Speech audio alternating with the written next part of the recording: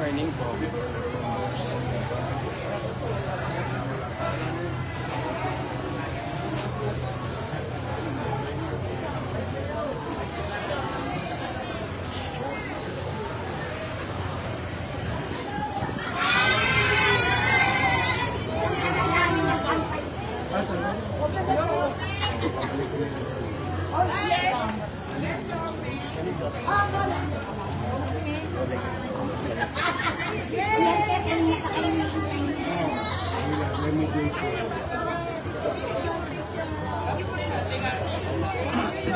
May 20 pesos mo kayo.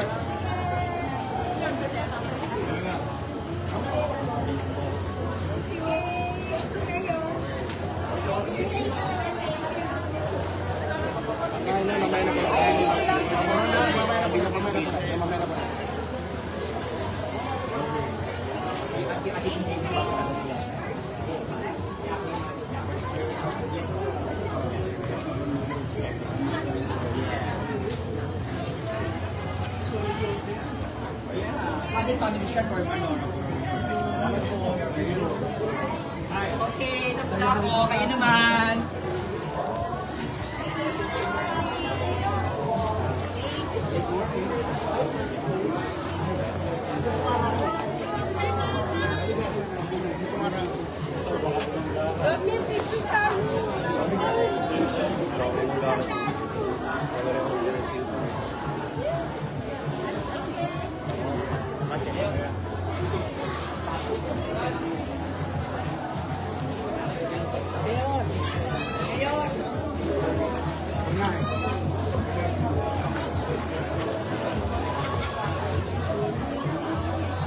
Mga minamahal ko pong kapwa Bakang Maynila, kasama na po natin ang ating minamahal na punong lungsod, Kagalangalan Francisco Isko Moreno Cococoso.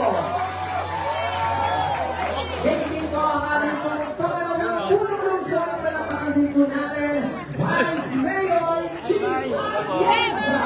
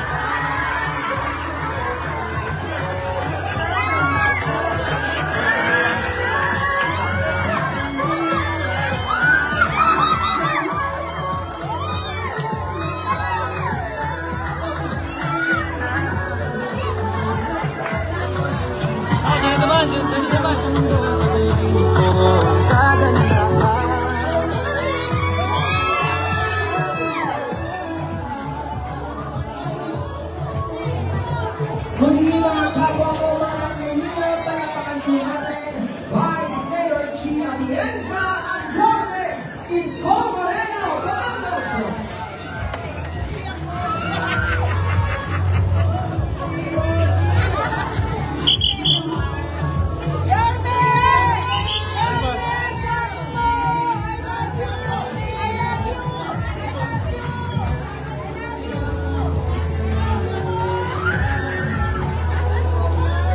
Pahingin naman ang isang malakas na palakpakan ng mga taga-distrito sa East!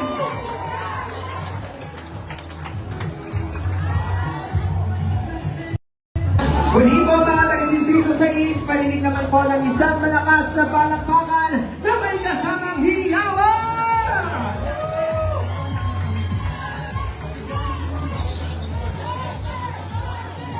Isang magandang araw po sa lahat ng kapwa ko Batang Maynila at maligayang magdating po sa bawat isa na narito ngayon upang saksihan ang groundbreaking ceremony ng muling pagsasaayos ng Pamana Health Center bilang bahagi po ng mga programa ng ating lungsod. Kaya nga po ay nais ko rin pong kunin ang pagkakataon nito upang pasalamatan ang lahat ng taong laging andyan, sumusuporta at naglilingkod sa atin ng buong kababaang loob at lalo tigit ay may pagmamahal sa ating bawat Batang Maynila. Palakpakan po natin kagalang-galang Alkalde Francisco Isko Moreno Domagoso. Palakpakan po natin ang ating pangalawang punong lungsod, kagalang-galang Angela Ley G. Atienza. Magandang umaga sa inyo lahat. Maganda ba ang umaga ninyo? Pakiramdam ko rin, lalo na dito sa District 6. Dahil ngayong linggo, 2 na ang health centers naging round break ng ating mahal na alkalde.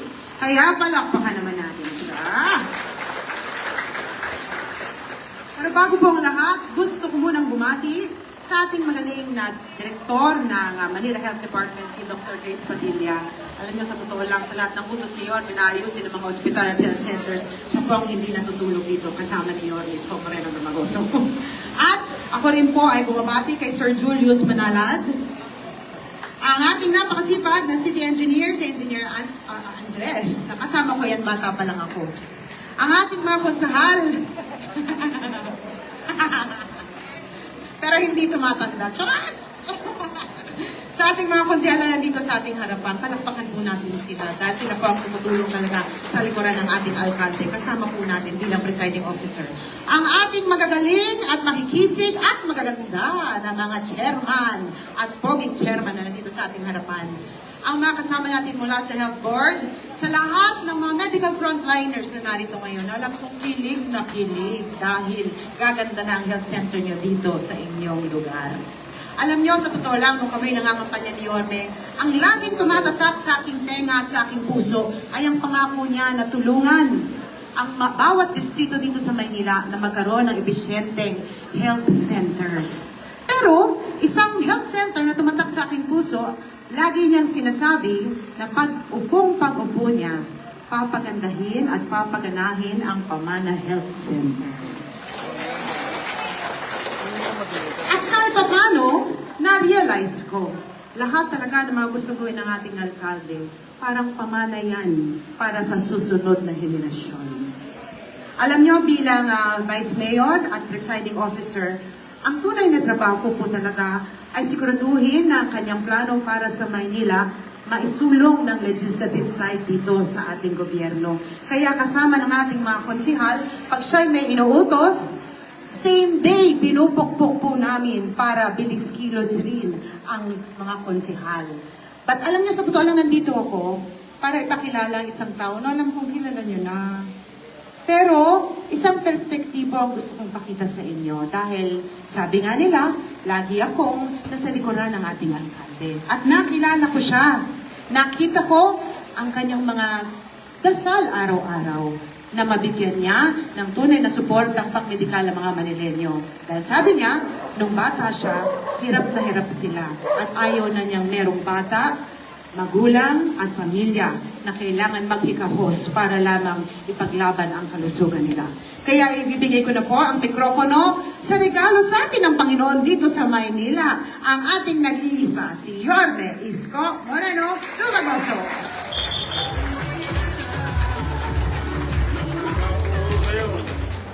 Magandang umaga, mainit at naglalagkit na umaga dahil sobrang init.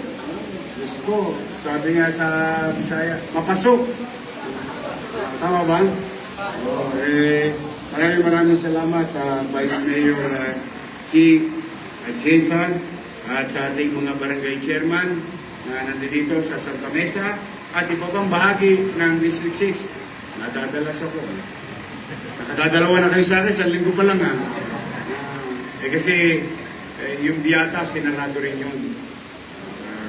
Kaya nga nag-uusap kami kanina ni Julio, sabi ko, alam mo yung health center, hindi sinasara. Dinadagdagan. Kasi yung populasyon, dumarami.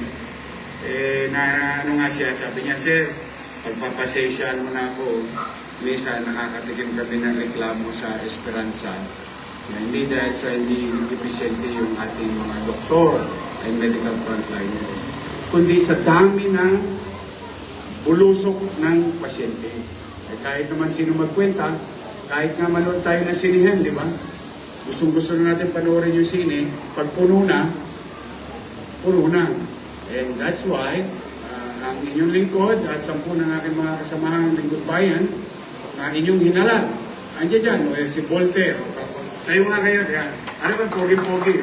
Sino bang dalaga rito? Purong mukhang dala na lahat. Meron sa labas. Okay. Ayo. Nayasin po si nanay yun. Si Voltaire, si Elmer Park, Christian Joey Oy, Doc Mercado, at ang kasing edad ng mga lolo't lola ko, si Lou Veloso. Ayan, yung mga yan, ito daw po yung sinasabi ni Vice Mayor. Habang wala kaming pera, kami gawa ng disenyo, improvement, planning. Kaya si Andres, hindi yan mapagkakatulog. Pero believe ako, no? Bata pa lang si Chi, kilala niya na si Andres. So alam niya na, matanda na si Andres. So yan, magkababata raw sila. Sapagkat ayaw kong sayangin ang oras. Para pagka nagkataon, choppy na lang ang problema. Kaysa yung nauna yung pera, saka pala mag-iisip ng gagawin. Kaya ang inyong pamalang Lucet ay hindi natigil ng kakaplano at pagka meron na, tira na. And today is the day that the Lord has made. We will rejoice and be glad to Him. Sabay-sabay. This is the day that the Lord has made, that the Lord has made. Tama na, wala akong dalang pansit kasi after nung charismatic nung araw, dinadayo ko yun. Kaya very close sa akin yung kanta, kasi nung araw, nung natabs ka, di ba, may charismatic. Magkakantahan na. Pagkantahan na, susunod doon, chicha na. Pero nasopas yun. Inaabangan namin nung araw. But kidding aside, I think this is the day that the Lord has made, wherein you paid the price for so many years, you were deprived of such healthcare facility. Now, we are happy to inform you of all the challenges financially or fiscally ng City of Manila. Talagang pinilit po namin na pigain ang gripo. Nandito ang ating mga partner. Na kahapon, kamitin ko lang. Natutuwa naman ako. Magandang-maganda ang datingan ng Maynila o pagdating sa PhilHealth. O palakpakan natin ang ating mga taga-PhilHealth. Mga taga-DOH, ang paggawa ng health center at paggawa ng ospital ay hindi po si simpleng bagay. Kaya po sinasabi ko, wala pang pera, gawin mo na yung plano. Kasi the plan itself will take months and weeks. And you have to have it approved sa national government. In this case, DOH, which you are required to acquire PTC, Permit to Construct.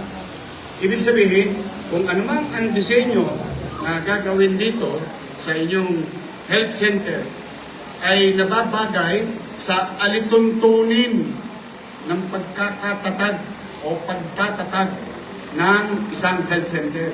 So hindi siya minuestra lang, kinokrokis-krokis lang. It has to have an acceptable plan ayon sa mga regulasyon at espesyalista ng national government. Kaya kami laging nagpagtulungan sa kanila at magabayan kami. Pero sigurado ako, yung pawis nyo ngayon Sa susunod na punta ninyo rito sa December, naka-jacket na kayo. Matagal ko pong gagawin ito. Pasensya na kayo. Eh, buti. Ang nagsasabi na dapat, nagsasama na?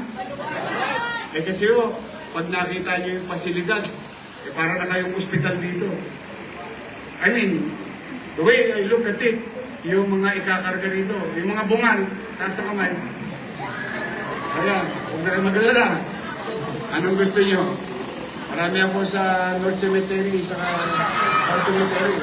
Magaganda po ito ron. But kidding aside, X-ray,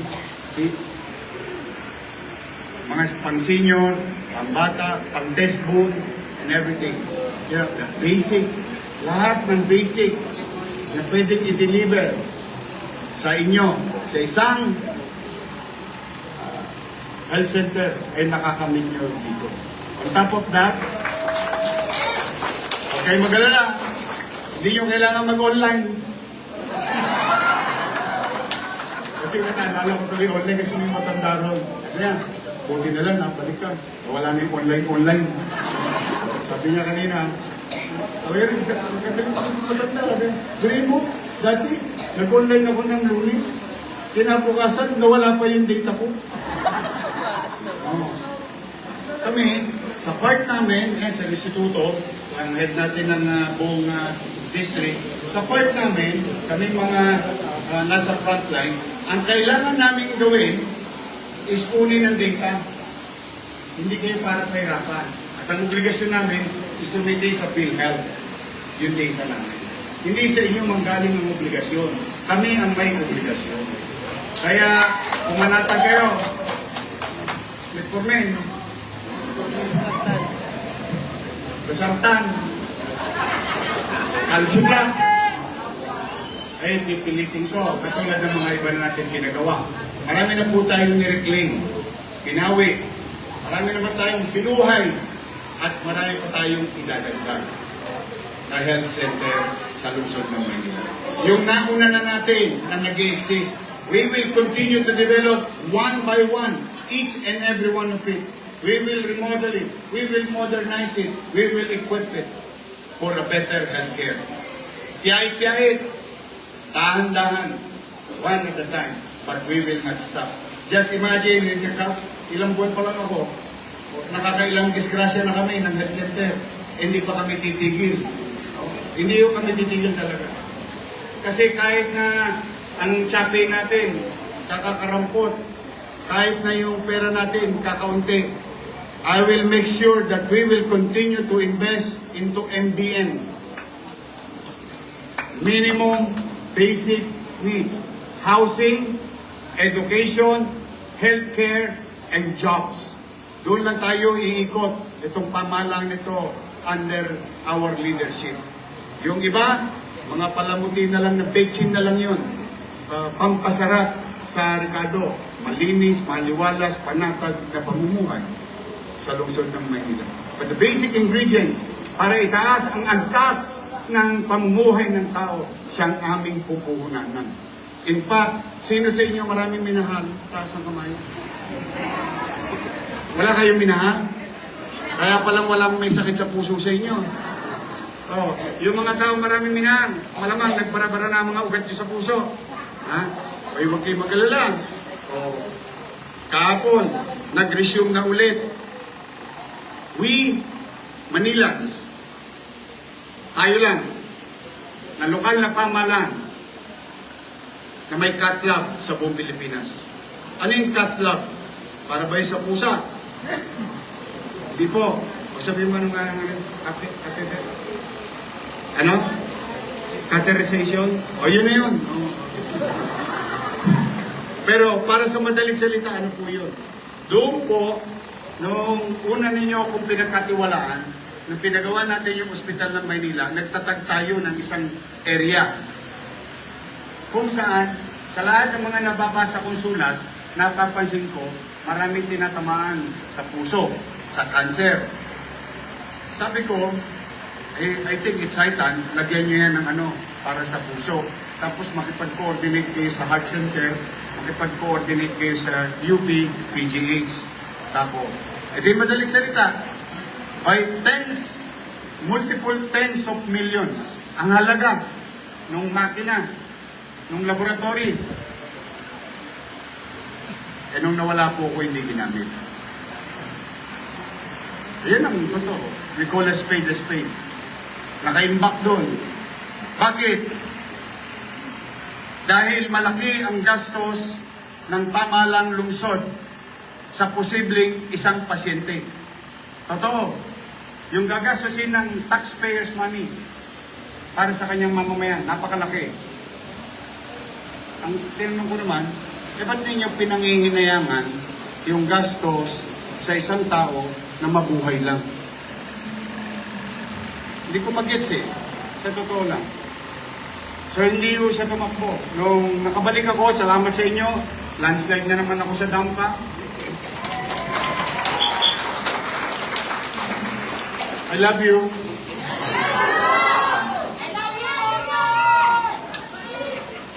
Inactivate ko.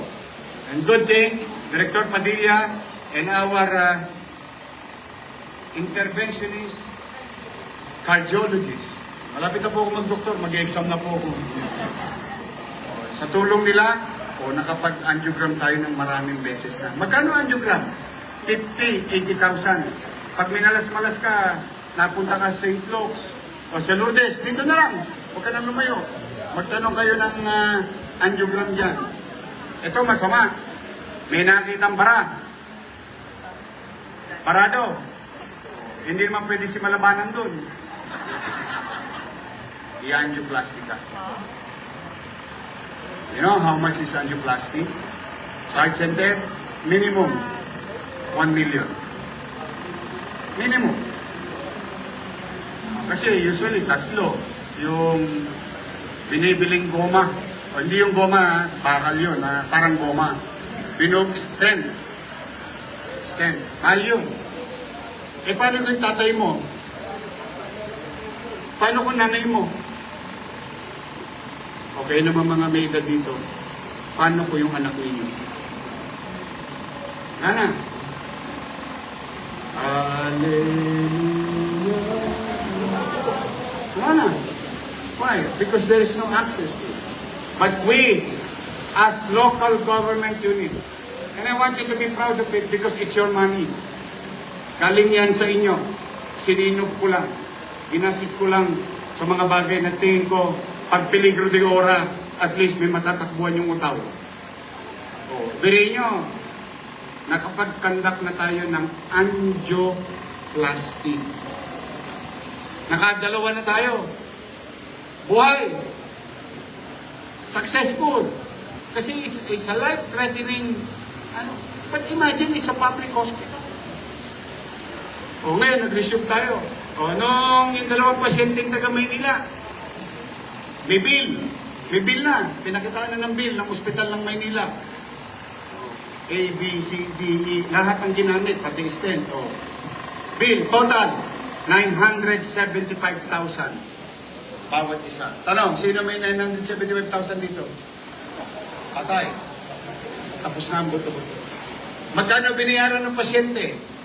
Sa 975,000? Zero.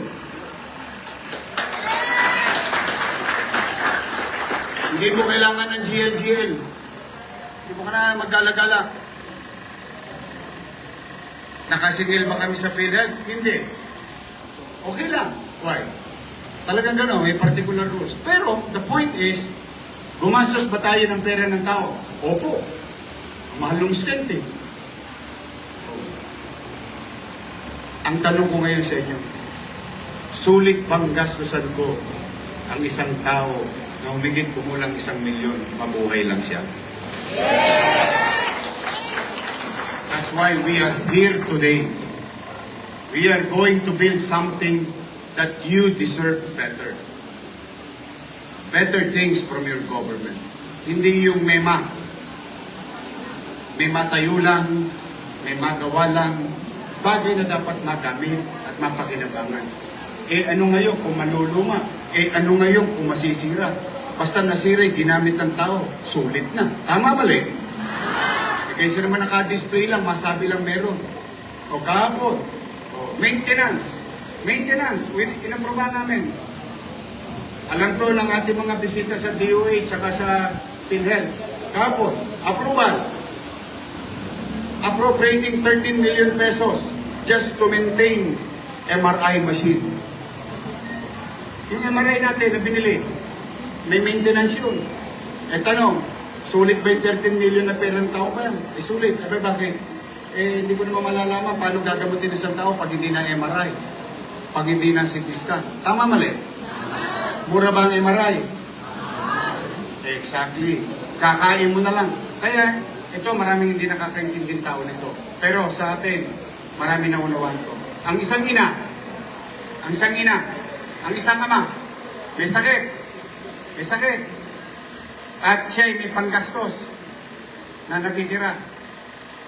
Alam niyo ba, mga kabataan na nakikinig dito, ikukubli ng isang magulang ang kanyang karamdaman para wag na lang gastusin yung natitira niyang pera, maipakain lang sa atin.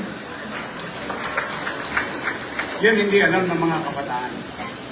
Itatago yun, kaya nga nagkakagulatan eh. Ang lakas-lakas pa ng tatay ko, huminga lang, inatake na. Why? Because kinukubli nila yun dahil ayaw na nila maging pabigat. Dala ng walang access to better healthcare facility and equipment. Kaya po sa inyong mga naparito, kay Chairman Lines, 10 ng iyong mga kagawad, sa inyong mga barangay chairman, mga tanod, lahat kayo naparito. Hindi ko makakalimutan itong barangay ninyo, itong komunidad ito. Lalong-lalo na yung minamahal ko, sumalangit-awang kaluluwa na naging mabuti na si dating Chairman Inahe, na mahal kayo. Hindi ko yung malilimutan, yung matanda na yun. Hindi kami magkaibigan noon nung umpisa. Pero nakasama ko yun sa dilubyo. Nakasama ko yun sa aberya. At doon ko nakita, kahit na may edad na siya, yung pagmamalasakit sa inyo nung dating chairman na si Inahe, ganoon na lamang. Kaya sabi ko, bagay din na maramdaman ninyo galing sa pamahalang lungsod yung anong pagmamahal ni dating chairman Inahe para sa bawat isa sa inyo. Kaya po, sa mga nanay naman, huwag kayo matatapot tuloy ang daycare center nyo. Hindi yan magagalaw. Saka, paliligo ulit kayo ng gatas. May your milk ulit. Naitabi ko na yung pera. At yung your milk, hindi na lang pang daycare. From 21,000 na na-reach natin, we're going to reach 60,000. Because we're going to elevate the reach. Daycare, tuloy. Kindergarten sa big school and grade 1. Yes. We will continue to give proper nutrition sa inyong mga minamahal na apo habang nasa loob ng pasilidad namin. Lahat naman tayo halos dito nakatikim ng clean. Shout out sa mga tumira ng Nutriban. Di ba titigas na buto natin? Di ba tinatakal mo yung claim sa papel?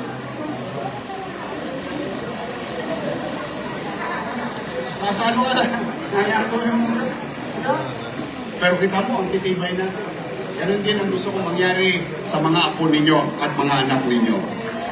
Now, again, this is for you. This will take up to December.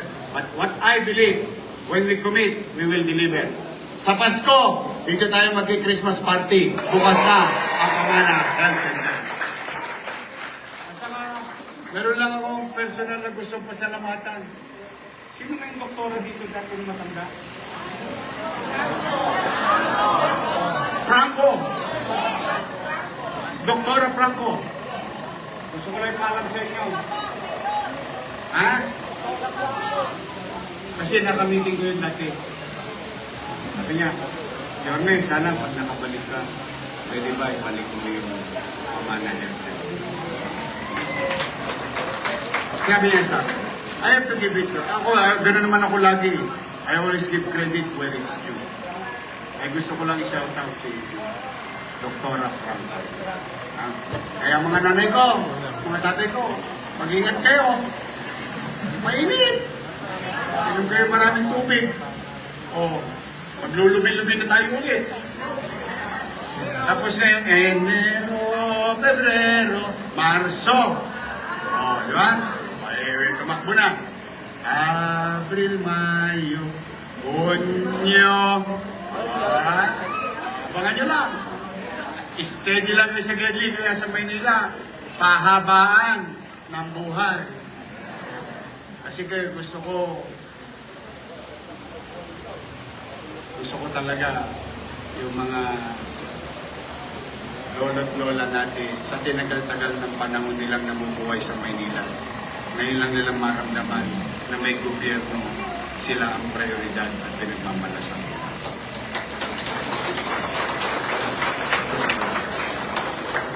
Ngayon man lang, sa hinaba-haba ng biniyahe ninyo, gusto ko, pagdating ng araw, pagpapantay na ang mga paa ninyo, mararamdaman ninyo, masaya kayong pipigit, kasi alam nyo, iiwan ninyo ang inyong mga mahal sa buhay na may gobyernong pagmamalasakitan sila. Mahirap, hindi simple, pero hindi imposible. Manatag kayo. Pipilitin kong magbuti. Pipilitin kong maging episyente. Hindi ito perpektong gobyerno. Pati ako, si Jesus lang ang perfect. Pero, tiyak, may gobyerno sa lungsod ng Maynila.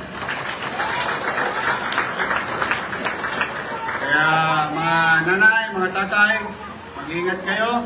I love you. Tuloy na tayo. Ha? Really, pag nakita nyo ito pagkatapos, masyasya kayo. Kala nyo may hospital kayo rito. I don't want to exaggerate things, but we'll just deliver. So for the meantime, I'm happy to all barangay officials here. Lalo na yung adjacent. Pare, sa inyo. At least, so pa na lang kayo rito. Maraming makikita. About 40,000 chief. Community alone. About 40,000 individuals. So mag-ingat kayo at pagpalain nawa kayo ng buong may kapal. Manila! First, thank you. Maraming salamat po. Muli po, palakpakan po natin, Yorme Isko Moreno Domagoso. At ngayon naman po, ay ating pong sasaksihan ang ating pong groundbreaking ceremony. Pero bago po yan,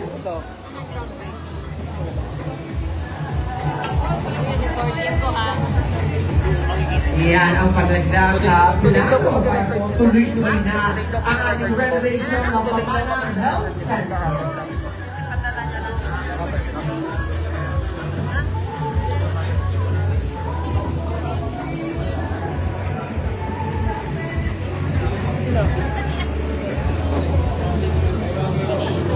Wala na atrasan dito.